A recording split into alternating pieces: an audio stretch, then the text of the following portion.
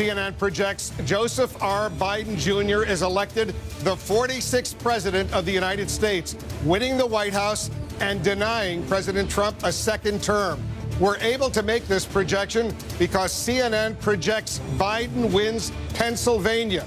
The former vice president in his third run for the highest office, pulling off a rare defeat of a sitting commander-in-chief.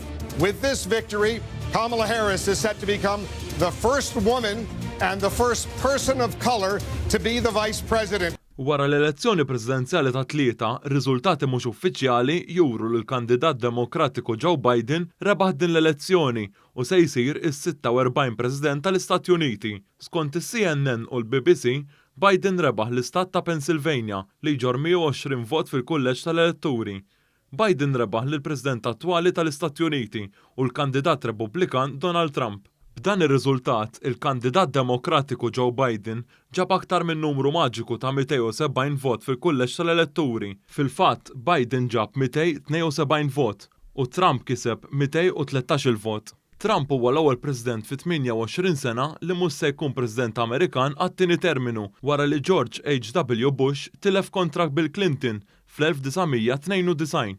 Din l-elezzjoni presidenzjali kienet waħda storika, hekk kif it-turnout kien l-ogħla wieħed f'120 sena.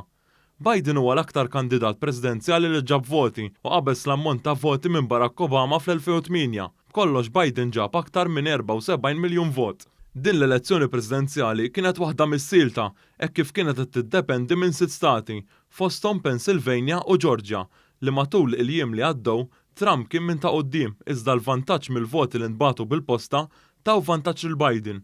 B'reazzjoni għal din ir-rebħa, il-President Elett Joe Biden stqarr li huwa onorat li l-poplu Amerikan għażlu biex ikun President u li huwa se jaħdem qatih sabiex ikun President tal-Amerikani kollha, anke ta' dawk li ma vvutawx għalih.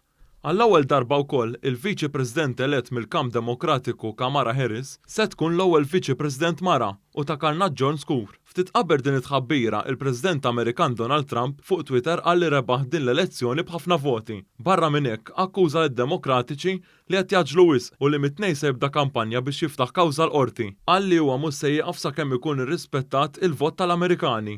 Joe Biden li għandu 77 sena u li serva bħala Viċi President taħt l-amministrazzjoni ta' Barack Obama bejn l-2009 u l-2017 u serva wkoll bħala senatur fl-istat ta' Delaware bejn l-1973 u l-2009. Fl-20 ta' Jannar li ġej, Joe Biden jinħatar President Amerikan wara li jkun kiseb il-voti meħtieġa mill-kulleġġ tal-elettori.